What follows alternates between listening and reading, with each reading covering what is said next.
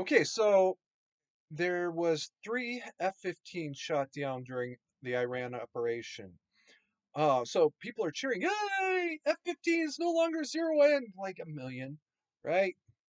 Um, yes, it is.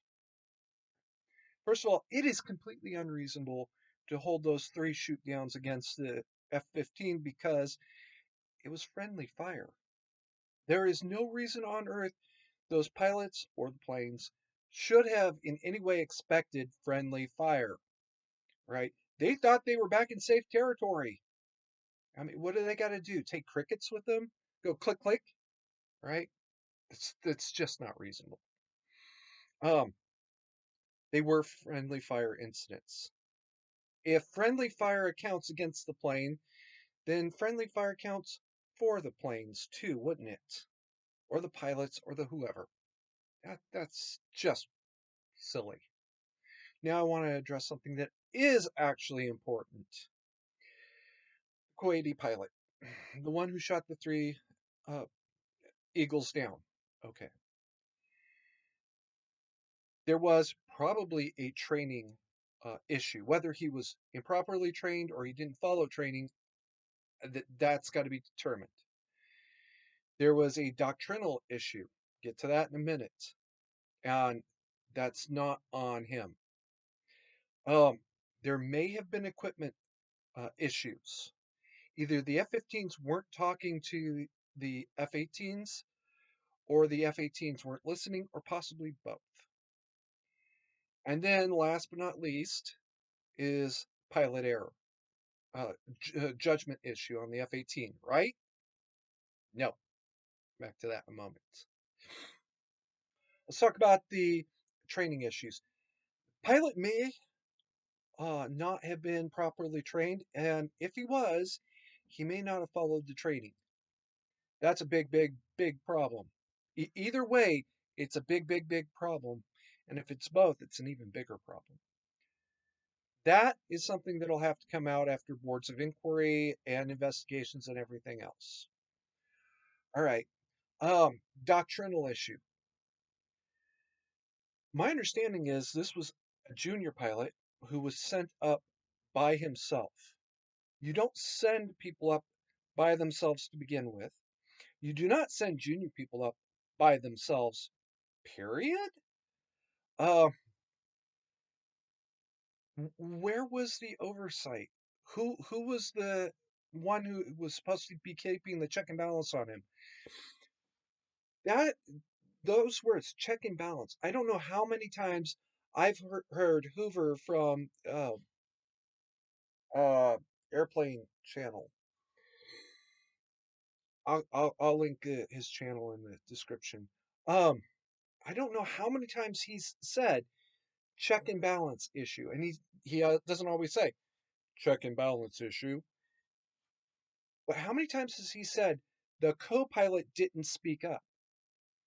There's a reason why passenger planes have two seats. That's so that there's somebody there who can look at the instrument and say, no, wait, Captain, that's not right.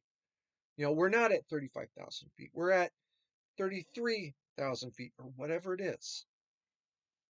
That wingman is also the leader's check and balance. Hey, boss, that looks like a friendly. What? Uh, shit, that wasn't friendly. Right? At the end of the day, the leader's still in charge. And if his check and balance says, or wingman, co pilot, whatever, says something that contradicts him, well, at least it's not on the wingman, co pilot, whatever. All right. There's a reason you don't send them up by themselves. And this is one of them. Um, so that's not on the pilot at all. Equipment malfunctions. The F-15s may not have been speaking to the F-18s, or the F-18 may not have been listening. That's an equipment issue. I don't know if it's a malfunction, if it's equipment that was never installed, or if it was uninstalled. Maybe it was shut down. I don't know. That's a investigation issue to discover. Um, and last but not least, at the end of the day, the F-18 pilot took the shot. That's a judgment issue, right? Well, yes and no. The skies were flooded with Iranian uh, cruise missiles. I don't say drone, I say the cruise missile because that's what they are. The sky was flooded with cruise missiles, which created complete information overload for the F 18, for the pilot, for everybody involved. And at some point, you do get flooded with too much information. You can't handle it. The U.S. Air Force has actually done tests on this.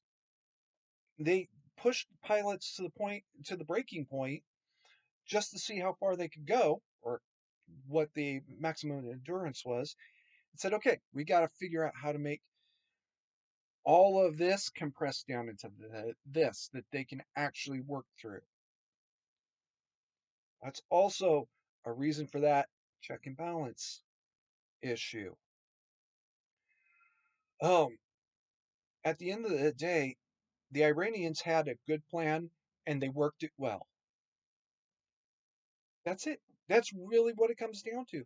The Iranians had a good plan and they worked it well, or they got goddamn lucky, or both.